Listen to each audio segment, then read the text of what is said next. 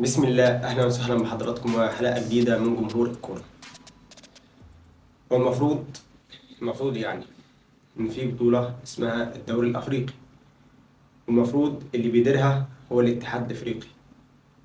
والمفروض يعني انه في شركه منظمه للبطوله دي، والمفروض انه البطوله دي قيمتها التسويقيه عاليه جدا. والمفروض انه البطوله دي كلام من الاتحاد الإفريقي معمولة خصيصا لأنه لرفع المستوى التسويقي للاتحاد الإفريقي وللبطولات الإفريقية. والمفروض إنه في أندية بتشارك في البطولة دي. المفروض برضو إنه الأندية دي أندية كبيرة. والمفروض إنه ما ينفعش الاتحاد الإفريقي يغير مواعيد مباريات مهمة زي مباراة الأهلي وصن داونز في خلال 24 ساعة من قبل بداية المباراة. فكل اللي بنشوفه ده هو ما يدل على العبث الموجود داخل الاتحاد الإفريقي لكرة القدم. خرج علينا قرار من الاتحاد الإفريقي بتغيير موعد مباراة الذهاب ما بين الأهلي وصن داونز، بدل من الساعة 7 مساء للساعة 13 وهو الوقت المحبب لصن داونز والمحبب لفرق جنوب أفريقيا. فكمية العبث اللي احنا شايفينها دي دي بتعكس مدى الجهل الموجود داخل الاتحاد الافريقي ومدى العبث الموجود داخل الاتحاد الافريقي. انت كاتحاد افريقي انت محدد الوقت اللي هتتلعب في المباريات الساعة 7. طبعا الناحية التانية النادي الاهلي بيطلب من الاتحاد الافريقي تأجيل المباراة بتاعت العودة 24 ساعة أو 48 ساعة عشان السفر والوقت وإرهاق اللاعبين من مباراة الذهاب اللي هتكون يوم الأحد. على الناحية التانية الاتحاد الإفريقي بيرفض تغيير موعد لقاء العودة، ولكن عمل حاجة مستفزة جدا جدا، وهو تغيير موعد مباراة العودة من الساعة 4 عصرا للساعة 8 مساء. 4 ساعات بس تغير موعد لقاء العودة.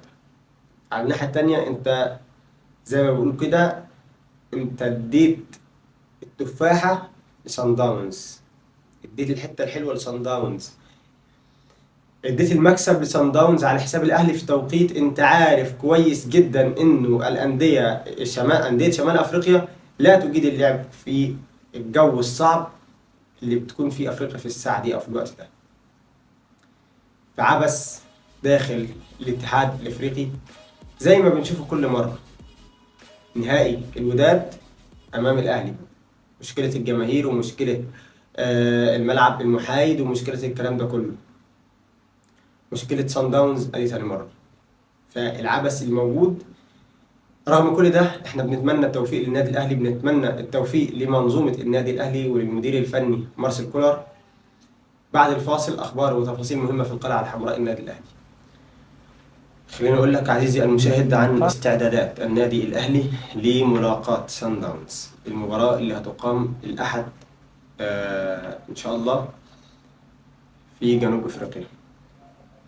استعد النادي الاهلي عن طريق اجراء تدريبات ختاميه في القاهره قبل السفر الخميس اللي فات ده. سافر الى جنوب افريقيا، اتمرن تمرينه وحيده على الملعب اللي هيقام فيه المباراه.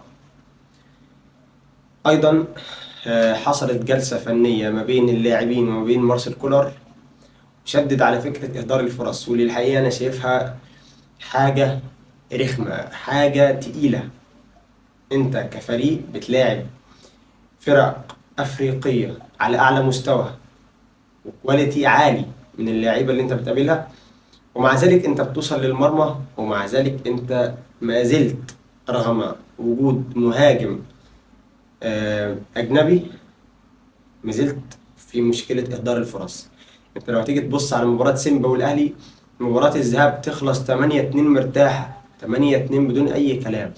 مباراة العودة تخلص بنتيجة كبيرة برضه.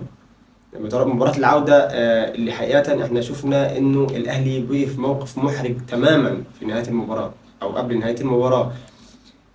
شدد مارسيل كولر على حتة اهدار الفرص، وشدد بالعقوبات المالية في حالة استمرار اللعيبة في اهدار الفرص. في حتة ايجابية حصلت قبل مباراة الاهلي وصن داونز، وهي وجود غيابات العديد والعديد من اللاعبين من صن داونز. خليني اقول لك الغيابات بتاعة صن داونز امام النادي الاهلي. هيغيب الظهير الايسر لنادي صن داونز موتوبي مفالا، ووسط الملعب مارسيلو نديالا. وبيعاني 7 لاعبين من الاصابه، وهم الناميبي بيتر تشالويلي، ولوكاس ريبيرتو كوستا، وتابيلو مورينا، وباسوسي اوباس، وسيموفوبي، وابو بكر نصير، وسياندا نيانجا. كل دول لعيبة على فكرة مهمة جدا جدا جدا، ولعيبة درجة أولى في الفريق، ولعيبة أساسية، ولعيبة بتقود الفريق. فيهم أيضا الكابتن اللي هو الظهير الأيسر موتوبي مفالا. ده خبر مهم جدا المفروض يستغله مارسيل كولر وتستغله لعيبة الأهلي في وجود 7 لاعبين من صن داونز مصابين، ده غير الاثنين اللي هم وسط الملعب والظهير الايسر ايضا. 9 لعيبه كده غايبه من صن داونز. انت المباراه دي هتدخلها فايز نفسيا قبل الماتش انت فايز نفسيا قبل ما تفوز في الملعب. نفسيا انت متفوق، نفسيا انت اعلى منه في الملعب. ده بالنسبه للنادي الاهلي. بعد الفاصل اخبار وكواليس مهمه في القلعه البيضاء نادي الزمالك. طيب سريعا عزيزي المشاهد، خليني اقول لك التفاصيل اللي حصلت بعد مباراة الزمالك وانبي بالامس. حصل جلسة ما بين المدير الفني سوري ومجلس إدارة الزمالك الجديد برئاسة الكابتن حسين لبيب. الجلسة بتدور عن انه أوسوريو بيفكر في الراحلين، وما هو مصير الراحلين عن نادي الزمالك في الانتقالات الشتوية. خليني أقول لك أبرز الراحلين والأسماء اللي حتى الآن خرجت من مصدر خاص بينا جمهور الكرة. الأسماء اللي دايرة داخل نادي الزمالك وداخل مجلس الإدارة، وهو عبد الله جمعة وسامسون أكينولا. عبد الله جمعة خاض مع الزمالك 121 مباراة في إجمالي البطولات اللي شارك فيها الزمالك. بعد هزيمة الزمالك من إنبي بالأمس، الجلسة اللي حصلت حدث محورين تراكين للكلام ما بين مجلس الإدارة وما بين الجهاز الفني، وهو وضع خارطة للفريق في الفترة اللي جاية من قبل مجلس الإدارة ومن قبل الجهاز الفني بقيادة أوسوريو. أوسوريو طلب العديد من الصفقات. أبرز المراكز اللي طلب فيها أوسوريو هو مركز الظهير الأيمن وقلب الدفاع، وأيضا طلب مهاجم سوبر. لا غنى طبعا عن سيف الجزيري، ولكن هو طلب مهاجم سوبر بديلا لسامسون أكينولا، اللي حتى الآن مشكلته مع نادي الزمالك لم تنتهي حتى الآن. ده بالنسبة لأخبار وتفاصيل نادي الزمالك والقلعة البيضاء. كده احنا وصلنا لنهاية حلقتنا. نشوفك على خير بكرة إن شاء الله. تصبحوا على خير. شكرا والسلام عليكم ورحمة الله وبركاته.